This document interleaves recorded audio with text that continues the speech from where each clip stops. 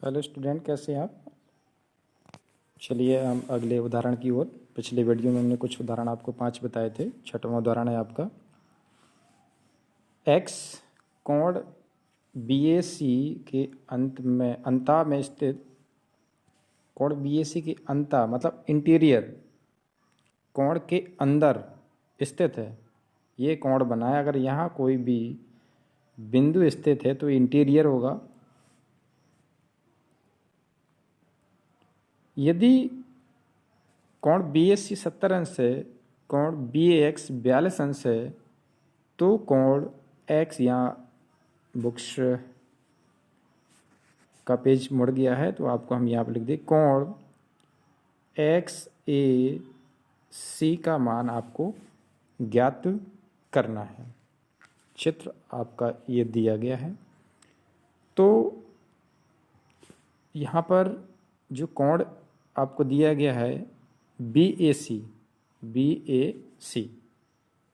अंतक में स्थित है। एक्स कहाँ पर है? बी ए सी कोण के अंदर स्थित है।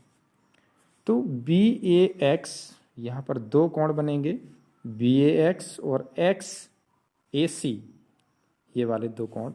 इन दोनों कोणों का जो योग होगा वो कोण बी ए सी के बराबर होगा। किसके बराबर होगा? बी ए सी के बराबर होगा।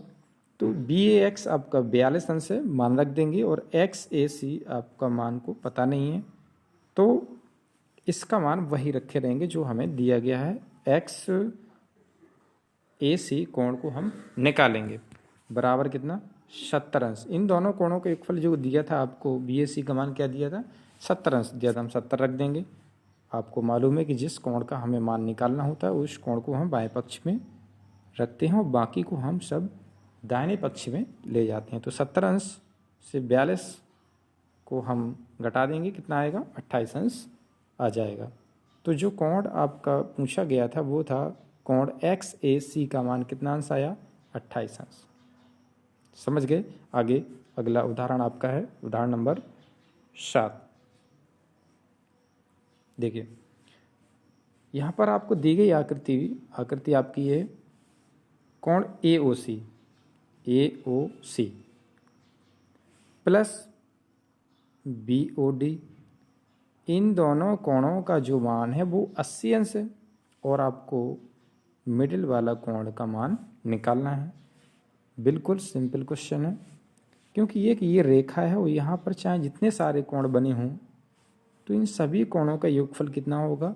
180 अंश होगा। क्यों? क्योंकि ये क्या है? एक रैखिक युग्म है। एक रेखा के अंतर्गत बहुत सारे कोण क्या है? बने हैं।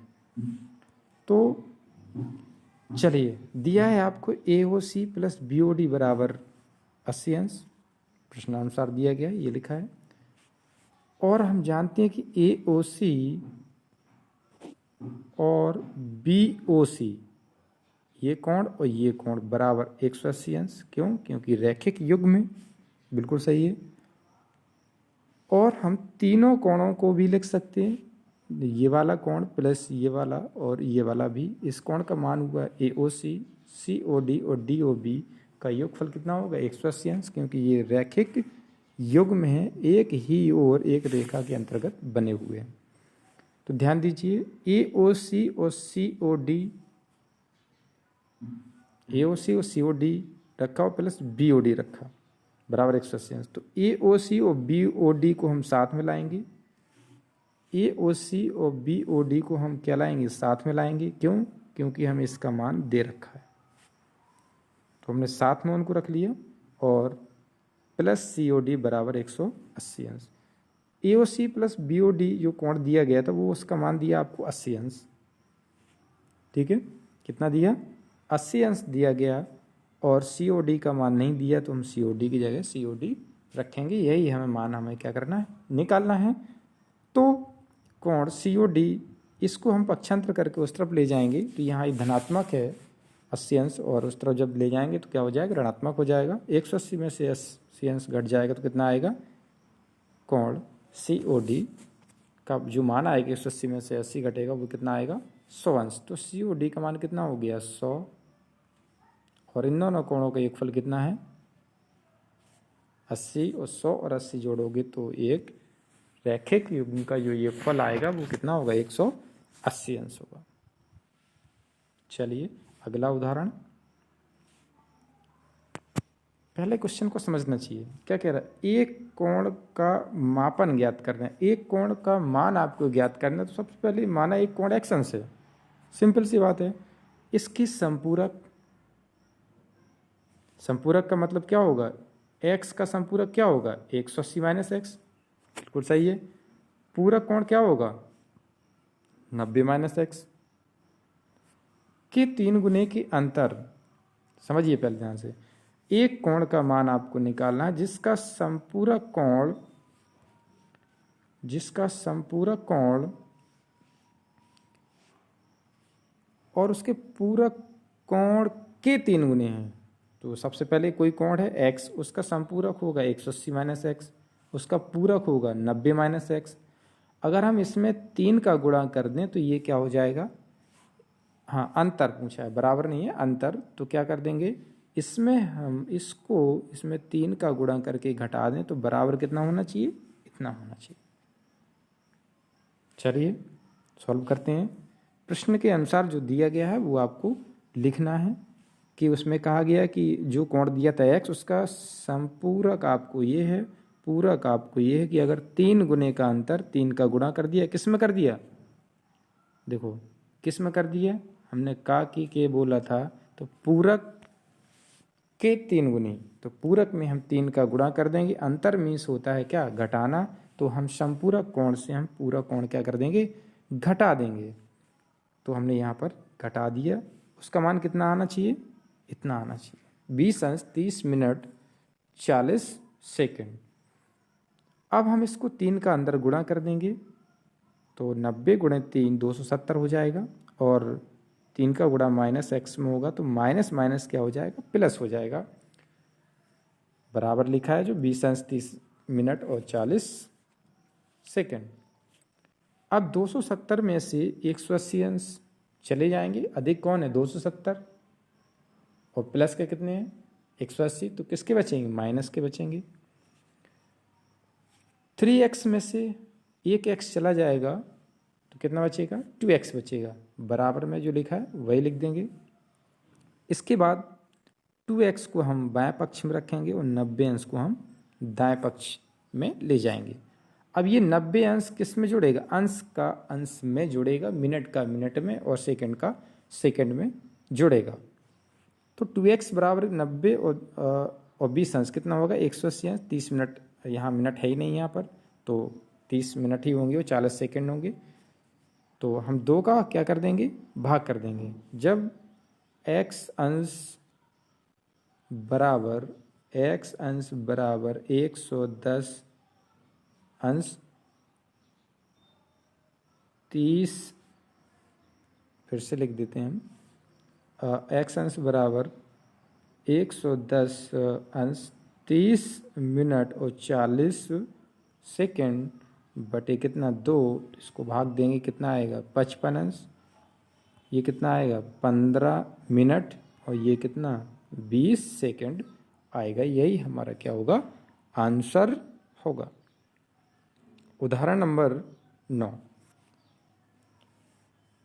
यदि BAD, देखिए BAD का मान और DAC ये क्या रैखिक युग्म में, रैखिक युग्म का मतलब है कि एक रेखा है और उसी के संलग्न कोण बने हुए हैं, एक रेखा के अंतर्गत हैं। तो ये क्या है, रैखिक युग्म का मतलब इन दोनों कोणों का जो योगफल होगा वो कितना होगा, 180 अंश होगा।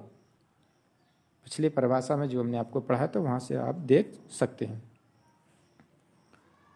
अब वो पूछ रहा है कि, और यदि वो कह रहा है कि A अंश माइनस B अंश बराबर 60 अंश, ये आपको दे रखा है, तो अलग से आपको A का मान अलग निकालिए और B का मान अलग आपको ज्ञात करना है। चूंकि सॉल्व करेंगे, चूंकि BAD और DAC क्या है, रेखीय युग्म में। अगर ये वाकई रेखीय युग्म में हैं, एक ही रेखा पर बने हुए हैं, शीर्ष भी और वैनिष्ठ इसका ये, तो इन दोनों कोणों का योगफल कितना होगा, 80 अंश होगा। तो एक कोण आपका BAD का मान कितना है, देखिए BAD का मान है B और DAC का मान है क्या, A। ठीक, तो दोनों कोणों का योगफल कितना होगा, 180 अंश होगा। और आपको दिया है A माइनस B, ये दिया बराबर कितना, 60 अंश। तो समीकरण नंबर 1 और समीकरण नंबर 2 इनको आपस में क्या कर देंगे, जोड़ देंगे। देखिए A और A कितना हो जाएगा, 2A। और जब इनको जोड़ेंगे तो ये आपस में क्या हो जाएंगे, कट जाएंगे, एक धनात्मक एक ऋणात्मक। और 180 और 60 जुड़ जाएंगे, 240 हो जाएगा।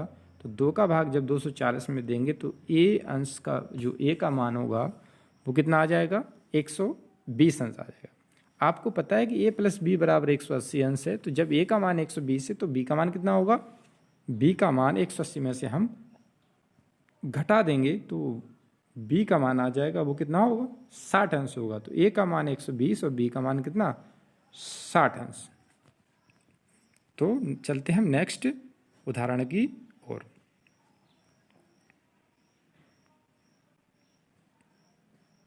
जो आपके लिए बहुत ही इंपॉर्टेंट उदाहरण है वो हम आपको बता रहे हैं। उदाहरण बहुत हैं। चित्र में देखिए ध्यान से कि AOC BOC एक क्या है, रैखिक युग्म से है। तो x का मान आपको निकालना है।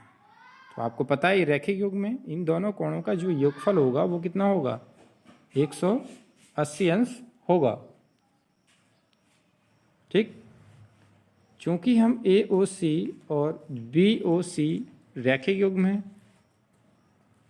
कोण AOC और BOC का जो योगफल होगा वो कितना होगा, 180 अंश होगा। क्यों, रैखिक युग्म में 4x प्लस 2x, ये कहाँ से आया, क्योंकि AOC और BOC 2x और 4x आपका AOC का मान, दोनों क्या कर देंगे, जोड़ देंगे, बराबर क्या होगा, 180 अंश होगा।